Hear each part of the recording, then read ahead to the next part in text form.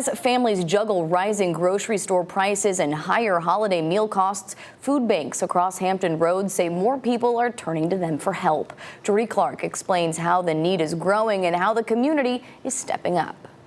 At the Virginia Peninsula Food Bank, Craig Gallaer, the Chief Development Officer, says the last 2 months have been some of their busiest of the year. More families are coming through their lines trying to stretch their budgets just to get by. At Virginia Peninsula Food Bank and at food banks across the country, we are seeing an increase in attendance. Just these past few months, we've seen about a 25 to 30% increase. Gallaer says many families are making what they call impossible choices, choosing between gas, rent, medicine, and food. And when something has to give, groceries often end up last on their list. Food oftentimes takes the back burner.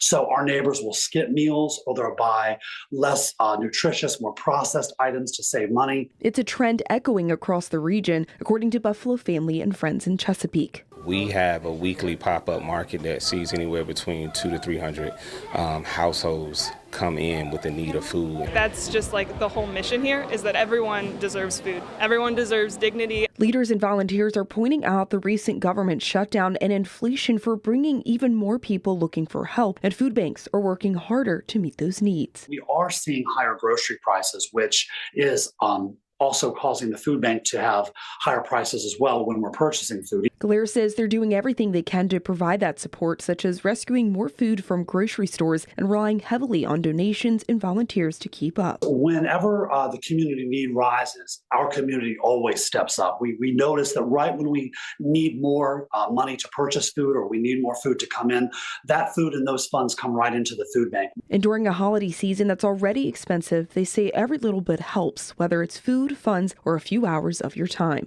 For 13 News Now, I'm Jordy Clark. And food banks across Hampton Roads say December is typically one of their highest demand months.